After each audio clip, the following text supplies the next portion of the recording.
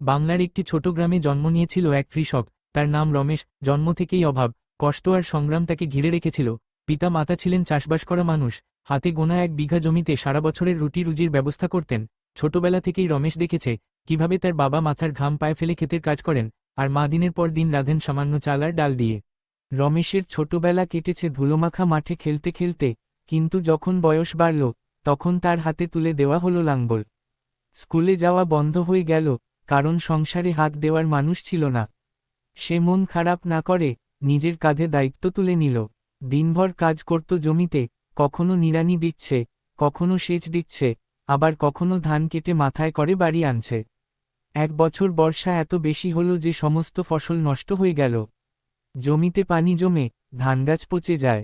সেই বছর রমেশের পরিবার প্রায় না খেয়েই দিন কাটিয়েছে। ঋণ করে চাল এনেছে, কিন্তু সুদের চাপে দিশেহারা হয়ে পড়ে পরিবার। সেই সময় অনেকেই গ্রামের বাইরে কাজের খোঁজে চলে যায়, কিন্তু রমেশ সিদ্ধান্ত নেয় সে নিজের মাটি ছাড়বে না।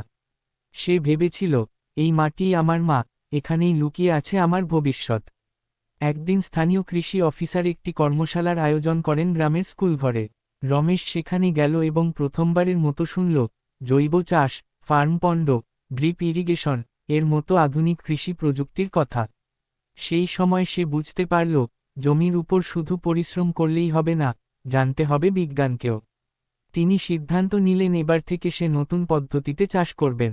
প্রথমে প্রতিবেশীরা হাসাহাসি করল, বলল, এত পড়ালেখা ছাড়া ছেলে এসব বুঝবে কি করে? কিন্তু রমেশ দমল না। সরকারি কৃষি বিভাগ থেকে পরামর্শ নিয়ে সে নিজের জমিতে শুরু করল জৈব সার দিয়ে শাকসবজি চাষ। কয়েক মাসের মধ্যে তার জমিতে শাকসবজি ফলতে শুরু করল। লাউ, পুঁইশাক, টমেটো, ধনে পাতার চাষ করল সে। বাজারে নিয়ে গিয়ে যখন প্রথম বিক্রি করল, তখন লাভ যা হলো তা দেখে সে নিজেই অবাক। গ্রামের লোকেরাও তখন বুঝল, রমেশ কিছু একটা ঠিকই করছে। ধীরে ধীরে সে তার জমিতে আরও নতুন ফসল নিয়ে পরীক্ষা করতে থাকল। বৃষ্টির পানি ধরে রাখার জন্য নিজের উদ্যোগে খাল কাটল, যাতে প্রয়োজনের সময় সেচ দিতে পারে। সে ইন্টারনেট সেন্টারে গিয়ে ইউটিউব ভিডিও দেখে শিখে নিল কিভাবে কম খরচে বেশ উৎপাদন পাওয়া যায়। রমেশ এক সময় কেবল কৃষক ছিল, কিন্তু এখন সে একজন ছোট উদ্যোক্তাও হয়ে ওঠে। সে তার জমিতে উৎপন্ন সবজি স্থানীয় হাট ছাড়াও শহরের বাজারে পাঠাতে শুরু করল।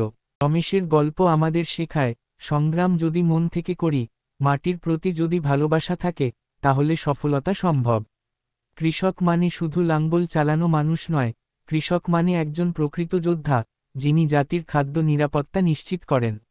রমেশদের মতো মানুষরাই আমাদের শিকড়, আমাদের ভবিষ্যৎ। সেই শিকড়কে সম্মান জানানোই আমাদের সবার দায়িত্ব।